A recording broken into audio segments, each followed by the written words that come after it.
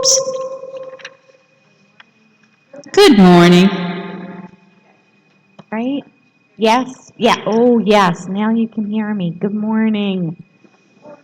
Before I read the reading for this morning, I want to share a Nancy Zippy story, a very fond story I have about Nancy. For those of you that did not know Nancy, she was a journalist. She was a culinary journalist. And some of you have been to my garden parties. I haven't had one in a while, but I'm planning on having one. But at any rate, Nancy came over and she wrote a journal piece, an article about my garden. And it was just such a cute, beautiful, sweet story. And I don't know, I love her. And I just wanted to share that as a way to honor her. Okay, so the theme for May is living everyday wonder, emotions. And the topic for today is, what's on your spice rack? Yeah, great question. Mark Nepo, in his book, 7,000 Ways to Listen, wrote, by living or feeling singly in fear, anger, sadness, happiness, worry, confusion, or doubt alone, we suffer their acuteness. However, together our feelings are a powerful resource. When I honor this, I regain my grasp and feel of the whole. I can remember that everything is joined and regain my sweet resilience. So let's declare together, I am blessed and grateful for my emotions and feelings. And now I'd like to honor our Reverend Kathleen Johnson and invite her up here to speak today's message.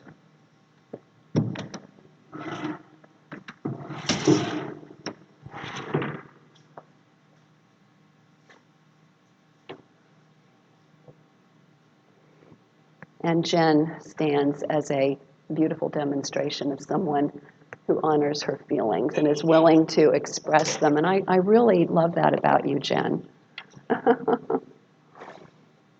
All right, I think I'll step over here.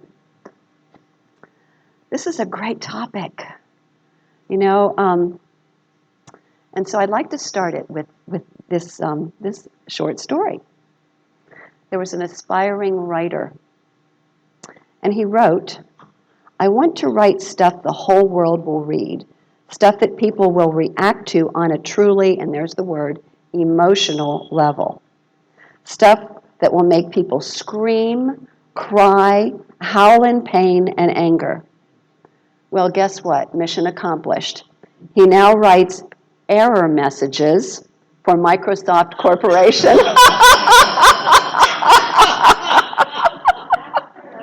Isn't that good? Oh. I know, there's sometimes a little bit of delayed reaction, like, okay, wait a second. All right, so this month is in full honor of our emotions. And so we will delve into basically 4 key emotions, fear, happiness, anger, and sadness, and then explore emotions that are in those categories. And so why emotions? You know, we're the science of mind. You know, we focus on the mind, right? Well, this is all part of the divine design, right? So understanding that our emotions are divinely designed as a guidance system, then we are able to more fully use them for guidance and to maintain stability and health and well-being, while at the same time honoring the full range of emotions. And so the other piece of it is, so it supports our growth, it supports our well-being to really understand and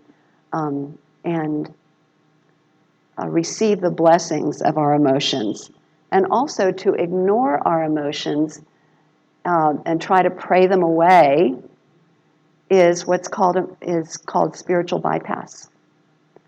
So this is something that I've talked about many times before, but I think it certainly helps to revisit it, because many of us have been programmed to see emotions as something that we want to push down, not express, and so on and so forth. So this month, let's set our intention to truly embrace our emotions, to feel them, to breathe through them, and even the difficult ones, with curiosity and wonder. So that's the observer self, really, and that's what meditation does. It helps us cultivate that observer self. And so that means then that we stay open and available to the guidance that each emotion is offering us. And so today, we're looking at emotions as a whole. And there are, of course, many different types of emotions. If you've ever looked at a list of emotions or feelings, they can be huge. And I know whenever they have like a huge list, and they put them in the categories like sad and happy and so on, but there are many, many words to describe them. They say that this is not all of them. This is a pretty good representation of them. And so there are so many subtleties in the different emotions. And yet, how many of us actually use those words? We often say, rather than I feel sad, well, I think that, we usually go to I think. That's the training of our culture. And so again, if we truly delve into this in a powerful way, then we realize that we have a whole spice rack of emotions to choose from. And by consciously choosing them, or by consciously labeling them when they come up for us, we become what's called emotionally intelligent. And the beauty of that is that when we label them, when we are feeling them, it actually brings our frontal lobe back on our thinking mind, back into awareness, or back online, let's say. Things start working there again. When we're in a full-blown rage of anger or fear or whatever, that gets shut down, from the stress response. So labeling them, and Charlie talked about this last week, is one of the key things that we want to do when we feel them. But we can also choose them, which is beautiful, by shifting our thinking. And what I'm reminded of immediately is the Abraham Hicks model of choosing a better feeling thought. And so if you're feeling anger, you choose a better feeling thought, and just keep moving up the scale of emotions and working your way up to gratitude and love and peace and joy. And one of the things that they say that I think is very powerful is that you don't try to make the huge leap from anger to gratitude. It's kind of difficult. I mean, you could if you wanted to, but it's rather difficult. It's usually better just to continue to use just a better feeling thought, until you reach those higher frequency emotions. So then I'm inviting all of you to accept the gift of emotions this month more fully than maybe you ever have before. And so today we're going to be doing this, accepting this gift, by refusing to run from our emotions, by welcoming the emotions, and then creating emotional balance and harmony within our emotions. So the first one, refusing to run. A really good place to start with this is an awareness that emotions are neither good nor bad. It's our culture that has labeled them as good or bad. And think about it. I don't know what you've been taught when you were younger, but when I was younger, I was taught that anger is something that girls just don't do. You do not get angry. It's not very feminine to get angry.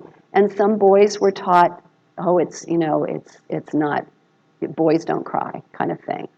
So whatever it is that you've been taught, I invite you to lay aside that conditioning for a little while and to instead, let's explore together the value of feeling our feelings, our emotions fully, and understanding they're neither good nor bad.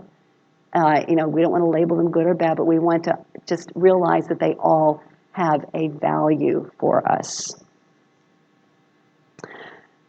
So what they are then is their reactions. And reactions to what? Well, I want to give you an example to explain this. And this was an example that I was given in my Master's in Counseling program years ago that I thought was so powerful and really put it in context for me to understand.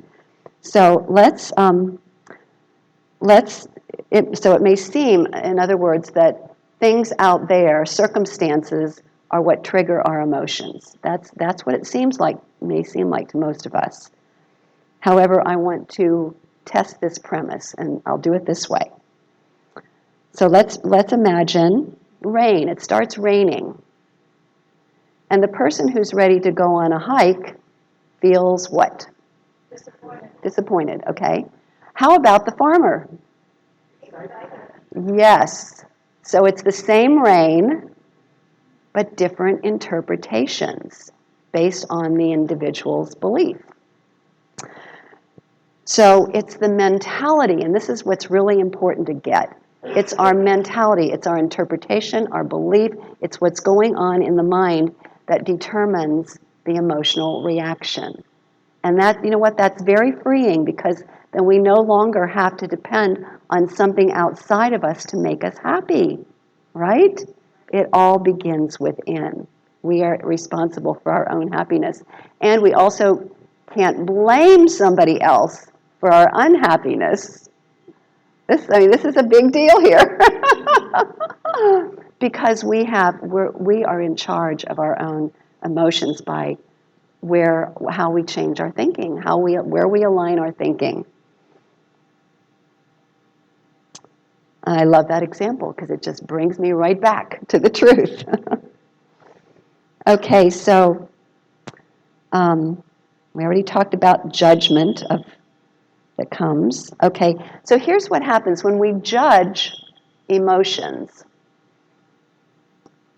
We end up berating ourselves. There's a tendency to berate ourselves when we feel an emotion that we have judged as bad, right? It's like, oh my gosh, I got angry again, and it's not cool to get angry, and so on and so forth. And it's really not the emotion itself that's the issue. Feeling it is absolutely important. It's what we do about it. Are we lashing out from our anger, or are we saying, you know what, I'm feeling really angry, I need to go by myself for a few moments, and I need to release some of this anger and get clear on what's going on behind this anger.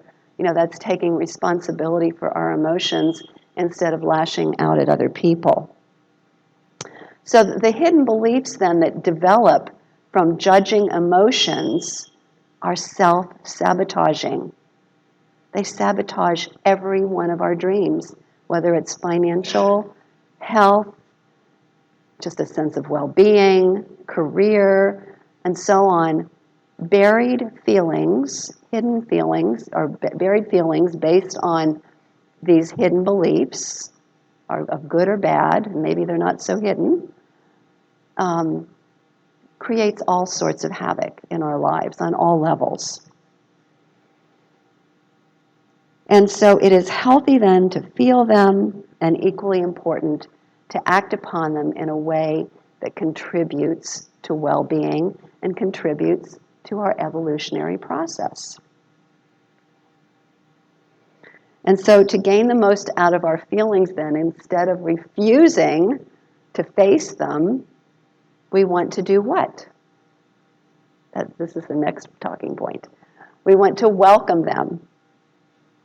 And I love how Rumi in his guest house explains the importance of welcoming all the emotions. So when I read this, remember that it is an analogy saying being human is a guest house. And so thinking of all the emotions as the guests. Okay, so I'm going to read this with that in mind. This being human is a guest house. Every morning a new arrival, a joy, a depression, a meanness, some momentary awareness comes as an unexpected visitor. Welcome and entertain them all. Even if they're a crowd of sorrows who violently sweep your house empty of its furniture, still treat each guest honorably. He may be clearing you out for some new delight. And I think about that, when we release emotions and we get to the belief behind it and we change the belief, new and wonderful things can happen in our lives because we've gotten that out of the way. We've released that habit pattern. He goes on to say, the dark thought, the shame, the malice, meet them at the door laughing and invite them in. Be grateful for whoever comes because each has been sent as a guide from beyond. Beautiful invitation to embrace our emotions.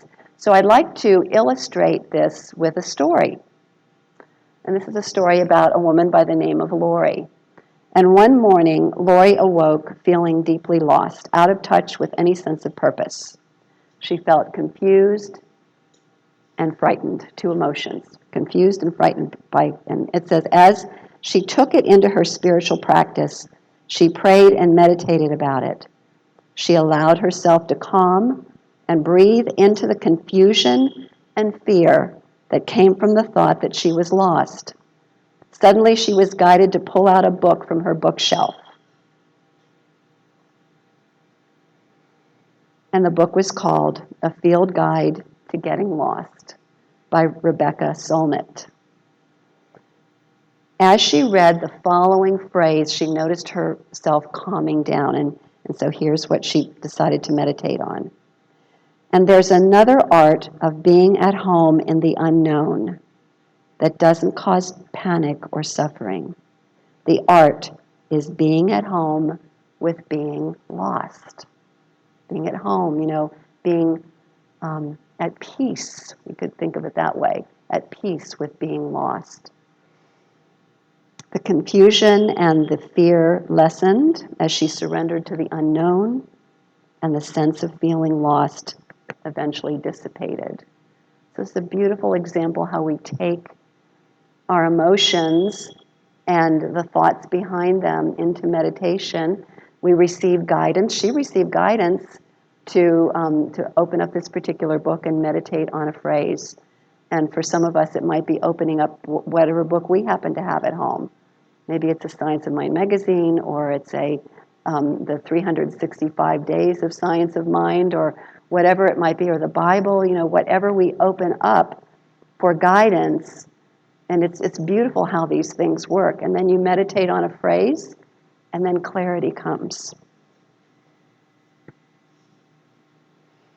So welcoming painful emotions like confusion and fear means that we feel them fully, listening deeply for the guidance that they offer that guides us to the higher truth, the spiritual truth, the truth that sets us free. And that requires courage, humility, and a willingness, a deep willingness to grow. Okay, so that is, one more point.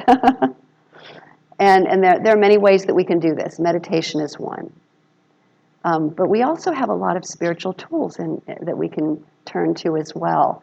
And journaling is one, and working with a practitioner. And I bring this up often because we have practitioners that are trained to help you deal with the emotions and look for the false beliefs behind it, and then help to unravel that and bring spiritual truth to replace the false belief.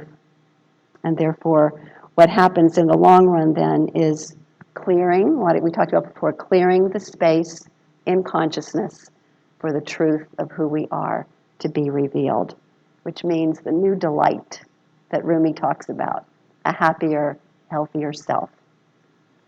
I am going to go grab my tea. Excuse me just a second.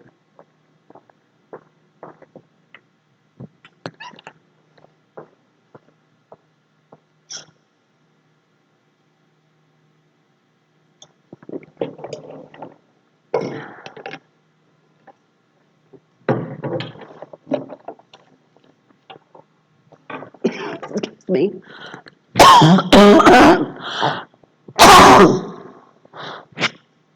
All right. All right, so creating emotional balance and harmony. So emotions are often, excuse me.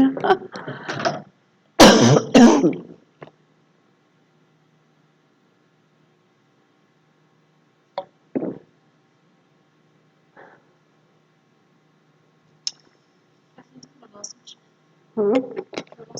A lozenge, that's a great idea. There's like a little tickle right there.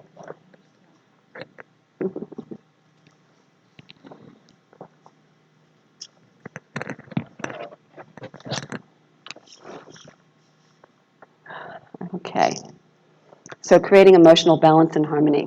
I wanted to start off by saying that emotions are often experienced as a mixture, just like the fear and the confusion that Lori experienced.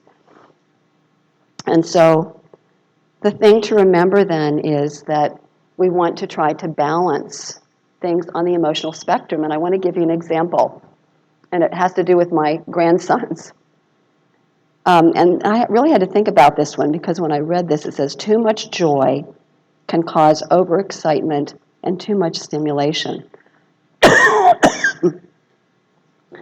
So I was thinking about my grandsons, and when they get all excited and they're playing and they're laughing and they're, then when it's time to go to bed, what happens?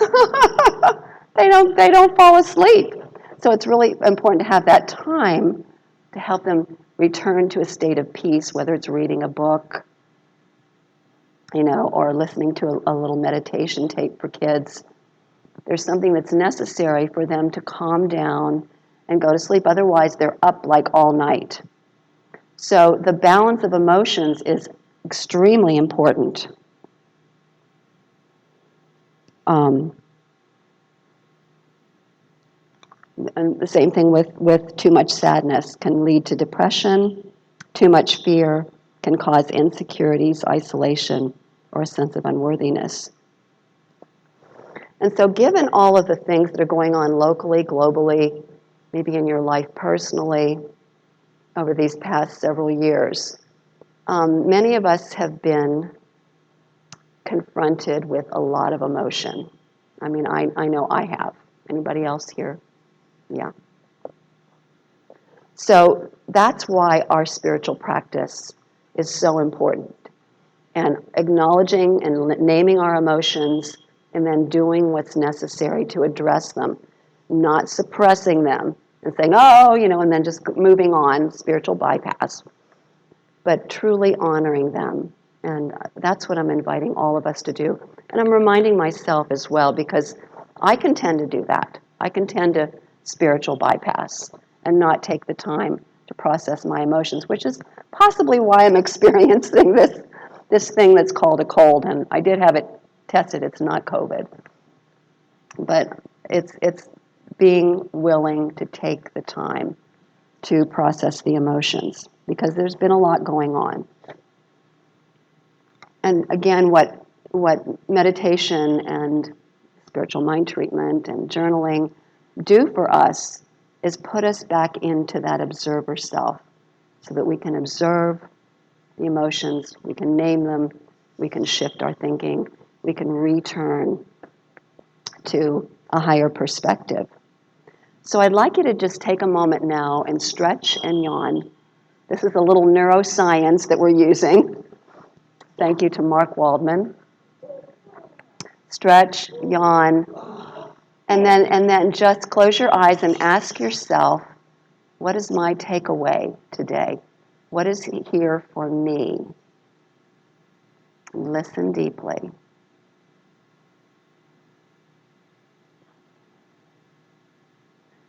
And then turn to someone in the room and share. So some of you may need to get a little closer to each other to share.